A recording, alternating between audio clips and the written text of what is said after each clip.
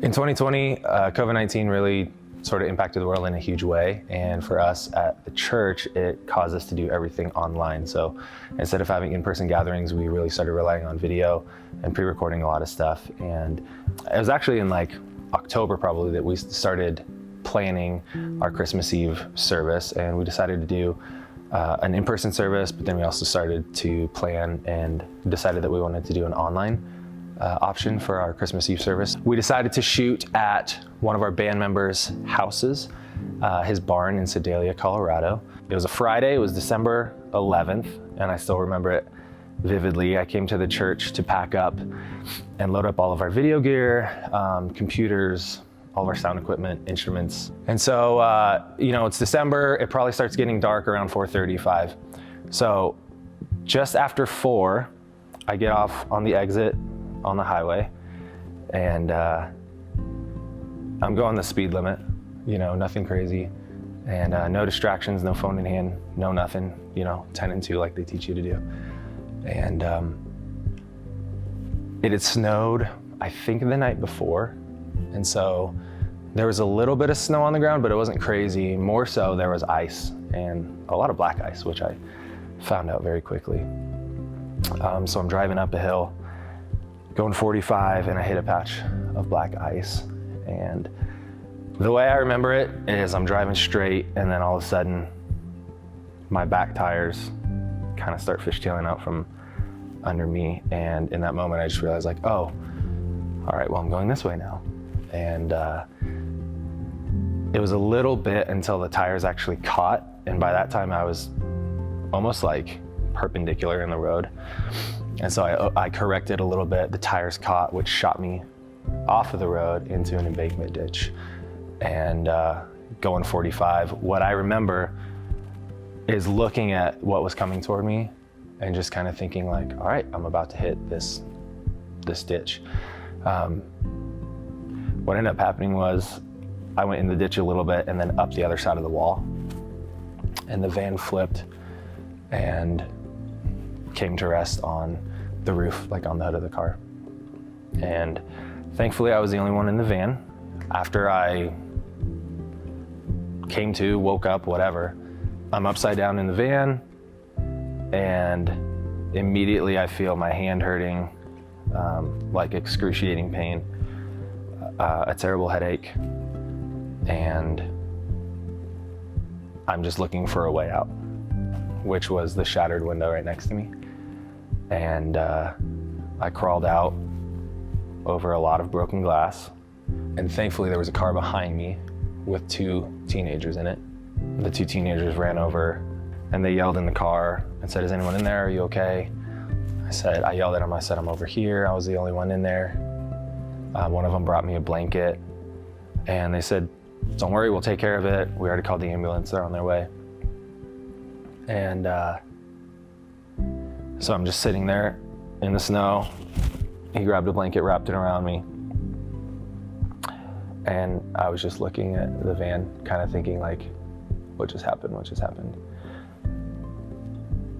All of our gear was in the back of it. So one of the first thoughts that came to my mind was, everything's broken. We're not gonna be able to do church anymore because our soundboard was, everything was in there. This wasn't our van. This isn't my van. So I felt a lot of guilt, like immediately. Yeah, and then from there, honestly, all of the emotions started to set in. I was still in shock for quite a while after it. And a lot of the what ifs started kind of piling up.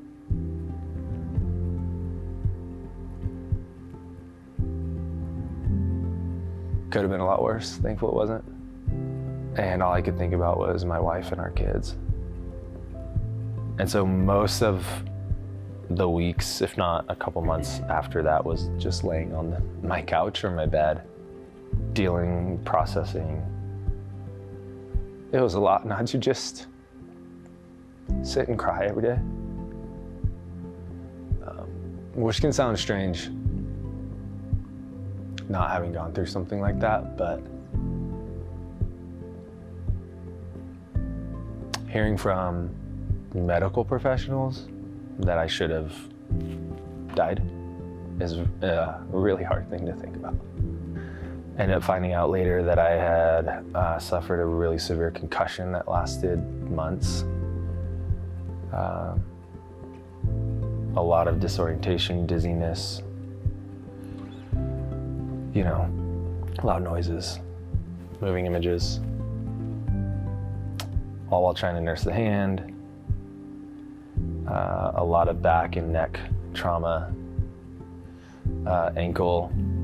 I had tweaked my ankle somehow. So it took a long time to work through that stuff. Honestly, look at me, I'm still working through it. Yeah, honestly, what it caused me to do was sort of take inventory on what I prioritize in life. Nothing became more important than my family. Spending those weeks on the couch with nobody around me but my wife and my kids was the best thing for me. And I feel like the Lord used that to carve out in me a deep passion for what my family looks like. It's something I'm so grateful for. Though, going through the pain and the trauma was difficult, I think it refined and brought out something beautiful. So it definitely took me to a deeper place in my worship with Him. Though it was painful, He began to birth new melodies and songs that honestly I wasn't even looking for, which is strange. Bringing back old melodies, old things that I had written from years ago that I forgot about, that fit the situation so perfectly. For Him to have the foresight so many years ago to bring that back and teach me and cause me to learn through those, even to new stuff. New ideas. Again, things that I wasn't looking for, but He uncovered and just sort of breathed into me. Yeah, I was in a situation where I was forced to stop. Physically, on the couch or on the bed, so there wasn't much I can do. And I could have tried so hard to resist that, but there was nothing in my power that could have changed, the outcome of my physical body after something that violent. And don't resist Him trying to teach you something in it. Because I could have been bitter and upset and angry to this day. But actually open up and allow Him to use it and speak something new into you.